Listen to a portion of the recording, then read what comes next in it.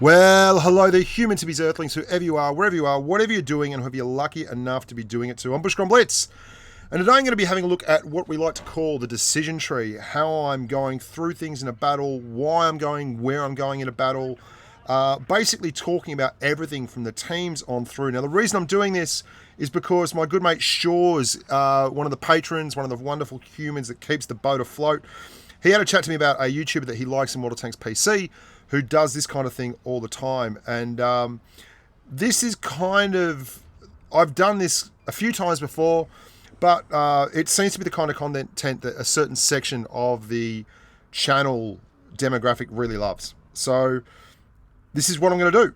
Let's get to it. No mucking around. Now, I'm running around in-game with one of the boys from Void. This is, we're just going to call him Aesthetic, the Ace. And we're on Vineyards. Now, this is a really cool thing to be able to do. This is with the iOS markup ability of Apple's new iOS. So we're looking here at the top of the map, right? You can see the mini map there. I'm going to use white because it's probably going to be a little bit clearer, and I'll do it in finer detail. The enemy team has one TD, that one there. Now, that TD is a bloody big 183. That's a Death Star. That is a huge tank who can cause all kinds of issues. I'm in a bat chat. Now, the big part about being in a bat chat that worries me is getting hit by a Death Star and losing like up to 1,600 kind of hit points with a HES shell, which is bad, but even getting hit with an AP shell will take half my hit point pool. So it's a really important thing to actually cover that off. Now, this is not a supremacy game, so I'm not capping the area I'm at here. Now, what I mean by that is this area here in a supremacy game is where I'd be pushing into to cap behind a little bit of brush there, but it's not. And you can see Ace has gone straight under the cap circle here. Now, he's made the call right at the start of the game. I don't know if you saw that. He said, I'm going to spot middle. He's also going to be able to put pressure on through cap, but we've got a lot of TDs, so we're going to have a pretty static line. We've got a 183 just there. We've got a Jagdpanzer E100, and we've got an Object 704. That's those three guys there. So we're going to have a pretty static line. What they're going to be looking for from us is to give them targets, namely these guys here. And although we're right at the start of the game, Ace has done a good job because he's pushed there in the Leo and is going to be able to actually spot targets, which is all well and good. I'm not in a particularly good tank to go there.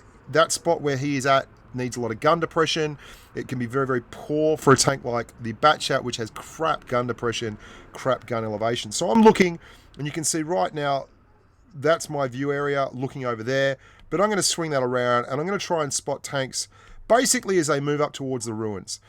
My main reason for this is we've got quite a narrow front on either flank. We've got one heavy there and one heavy there with three big TDs in support. So that's a good heavy, aka the IS-7, and a not so strong heavy, aka an AMX 5120. So spotting is going to be incredibly important in this game. And if not spotting, at least supporting those two guys there on either flank. These guys at the back, I'm not fussed about. They'll catch or kill their own. They're just playing traditional TD roles. Nothing wrong with that. That's exactly the kind of roles they are probably suited to on Vineyards. Faint heart never won fair maiden, but at the same time, being far too aggressive will allow them to absolutely get spanked. And you're going to note a lot of my play in this game is going to be completely predicated on the fact that this guy here, the 183, is absolutely unspotted for huge sections of it. So moving right along, let's commence the love again. So all things being equal, we're going to be able to get some shots across. Now, not so fast Elios is the 140, who's being a little bit of a card, calling me a fake Bushka and such. I'm not spotted. I got that shot in. I'm now moving around. Now, straight away, we see what we are talking about before with the TDs. They've changed up. And this is actually a really, really encouraging thing. You can see in the top corner of the map, the TDs have pushed right up. Okay? They're up there. I'll change it to white again because it's a lot easier to see. The TDs are up in this section of the map here. We've got two TDs have pushed up there. So we've got great width now on the front. We've got Ace here under the cap doing a great job with the Leo. He's spotting anyone that pushes over into that cap area there will get punished by both me, the Leo, and this TD here who's looking into that section there. Their whole team, bar the 183, is currently spotted. That's 4 tanks there, 2 tanks there. That's 6 tanks. Who are we missing? We're missing the 183. And again, that predicates just how aggressive we can be. Now, I actually had a good chat with Ace in this. We were on Discord, and I was saying how I do often think that the 183 doesn't particularly need a nerf, but the fact that it has such a negative impact on the game, it really does cause a lot of static gameplay by newer players in particular. I've seen that everyone's spotted. Why am I doing what I'm doing now, which would look kind of foolish? So we're a minute into the game. I've hit 1 shot, and I'm now pushing very, very hard around here. This is because, and you're going to see this is where the real decision tree is, and this is an interesting thing. I'm going to let you figure out what I'm going to do next. Look at that map. We know that there are 2 tanks in this section of the mini-map, right? 2 tanks in this section here. We know there's 2 tanks there. There's 4 tanks there. We're missing 1 tank. Now, experience tells me that the TD is likely going to be either down here in the spawn area, looking back up towards town. If he's not there, he is going to be at this section here, underneath the houses and everything that are behind the... Sorry, that's the incorrect area there. He's going to have pushed up to here, and he's going to be looking across, but I don't really think he's there because Ace would have seen him, or he would have shot one of these guys over here and he would have popped. He hasn't. So it's likely if he's not there in that area there, he's up here in the ruins behind the rest of his team. I know there's 2 tanks there. I have a platoon mate here who has 2 in front of him. I've got an AMX that can put shots in from there. The smart money is for me to either push all the way around here into cap and be aggressive and put shots up there in the 183 and these guys here, but that's quite dangerous. The other option I have is to move around here and then put shots across there. Now, you're going to see which I do here, and I think this is a far more sensible way about it. I push around here and I have a quick peek down here on the left, just angling up very slowly. No spotting of the 183, so I'm going to go over here and put shots in the object 140. Now, it's worth noting here that if the 183 was in fact in the area over here near the hill, this could be a dangerous proposition, the area I'm in here. But the fact that he hasn't obliterated this 5120 or this object 704 or had a crack at the Leo 1 or been spotted by these guys makes me feel pretty confident that I can angle out here pretty aggressively and relieve the pressure on my platoon mate and really change the way the map is facing. And that 183 for me is playing a little bit too passively. And you can see I'm going to use clips here, and then I'm going to go back for a full reload.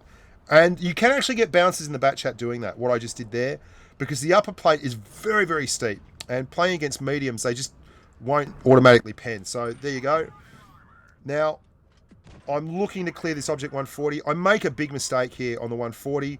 I should have taken this shot a little bit earlier. Should have come out a little bit earlier and maybe left that E100 alone and pushed right around. As it is, a Leo 1 comes up behind Aesthetic Winner and clears him, which is a bit of a punish. He played the right way, but if we look at that map, it's changed dramatically, hasn't it? Let's just pause that there and have a good hard look at this map. Wow. Big changes. Big changes. So we've lost 2, they've lost 2. I know that there is a tank pushed around here. Oh, God. You'd think I'd learn to put white on here immediately. We've lost Ace. Now, it wasn't through me being unaggressive. It wasn't through me particularly playing badly. I tried to cover my platoon mate. It didn't work. My platoon mate got dusted because they were quite aggressive. They cleared 2 tanks. They cleared 1 from up here. They took out one of the TDs, and then that enabled them, instead of going up here and trying to pincer They went all the way back around to put shots in the back of Ace. Not a bad plan. Still no 183. I'm still wondering where the hell this 183 is. What I'm planning to do now is push back here. I'm looking for shots back onto that 140 that I know is a one shot. I'm also worried about this Musketeer. He's shown a whole lot of competent gameplay, and that worries me because I'd like to clear him. He made a really good decision there to clear Aces in Void. He's a good player. If I had been on the other team and I'd known who he was, the fact that he was a good, competent player, he would have been the guy that I went and cleared as well. So that straight away gives me alarm bells. So I'm going to push right back there, and I'm going to try and pincer around our 183 and this 5120. So you're going to see that right now. Roll camera. Now I drive into a building, great, and I'm spotted coming across there by the Leo, looking for that Musketeer. I'm really expecting him to be there. He's not there. There's the object. We make up for our error last time in giving him too much of a go, and then we now look to put shots into the E100. Now I'm running calibrated shells here. Still no idea where that bloody 183 is. Like, seriously. Fake Bushka, by the way. It's 3 on 4, and we've cleared the E100. 183 is a worry. I'm expecting him to be... Oh, he's popped. There you go. Here we go. So we're getting into the final part of the map. We're going to have a quick look at this. Hey, let's just pause that. So, really, we're well on top here. The Musketeer should be somewhere in this section. Oh, my God. Seriously. The Musketeer should be somewhere out here in this field of view. But I've not seen him, and that surprises me. It also worries me a little bit. Why does it worry you? Because... So, if he's not there and he's been smart enough to realise that there was a 183, a Jagdpanzer E100 and me there, the E100 that was on his team was on the other side of that ridge, so he was isolated, and if he had tried to help the E100, he would have got dusted. It worries me because now I see a 183 over here, okay, and no bat chat over here, so I'm immediately thinking that he's moved up here, which would be the smart play, really smart play, and he's going to try and help that 183 take out our Jagdpanzer E100 and then look to work back on these other tanks over here. So I am thinking immediately that he knows what he's doing, which worries me. I don't like it when people know what they're doing. It's a lot easier to kill them when they're bad. So that's what we're going to do. The Jag's calling for help, and exactly as predicted, the Musketeer pops. They've pincered the Jagdpanzer E100. He's in big strife. I'm looking for shots on the Musketeer. He doesn't give me any, so I start pumping the hammer. No problems at all. And can't quite get the kill shot in. More worried about the Musketeer here than anything else. Now, this is brilliant. Okay, so they've both dropped off the map. They're completely off the map. I'm really, really impressed by the way the Musketeer reads this. He's got to know that we're coming, okay? He probably knows where these two guys are. I'm not sure if he has spotted them. We don't have the ability to find out if they're spotted right now. But if he hasn't spotted them, it's just a really impressive move by him. For God's sakes. He is going to actually go straight down here and under the bridge, which is lovely. He reads my move like a book. I'm going to be wanting to flank down here and around, just to make that clear again. I want to flank down and around into the back, go up that hill, and then get free shots into the side of the FV215B and possibly spot up the Musketeer and let him, get wrecked by these two blokes over here sitting in the middle of the map. Still using my team, which is great. And I've got lots and lots of cover here. But he reads it like a book. Watch this. This is lovely. I push down under the bridge to make my move, get the hammer, and he is right there in front of me covering it. Really solid move. I think he's actually out of APCR or he's firing HE. Either way, doesn't work. The hammer gets wrecked, and I was really impressed by that.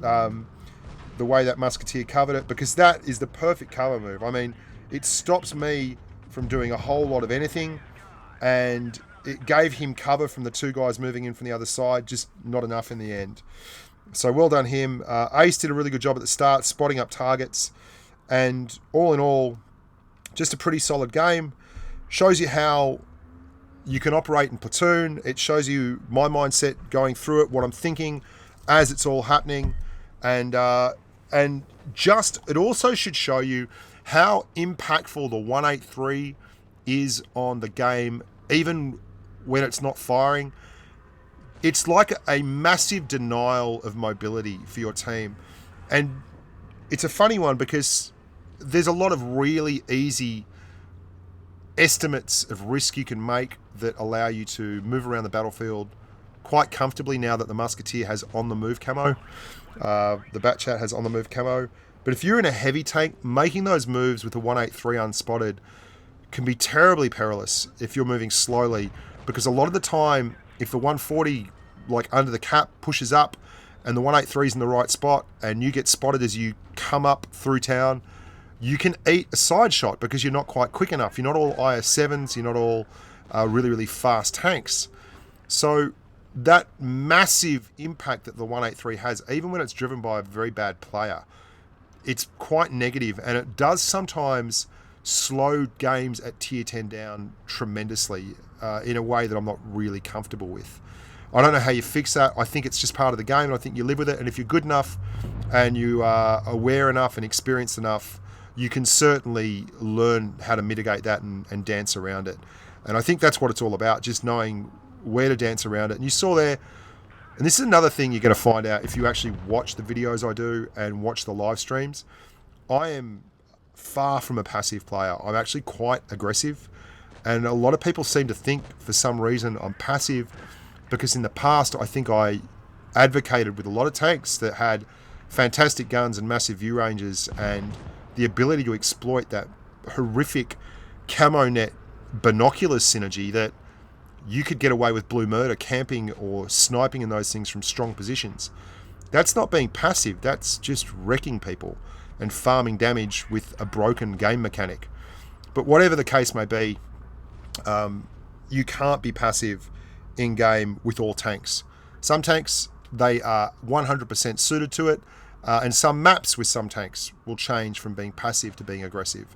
It just all depends on the enemy team's makeup and the way you play your vehicle, or the way you see the strengths of your vehicle matching up with the contours of the terrain and your platoon mate even. I'm Bushka Blitz. Hope you enjoyed that. Hope you liked it. Look after yourselves, and until next time, stay safe on the battlefield.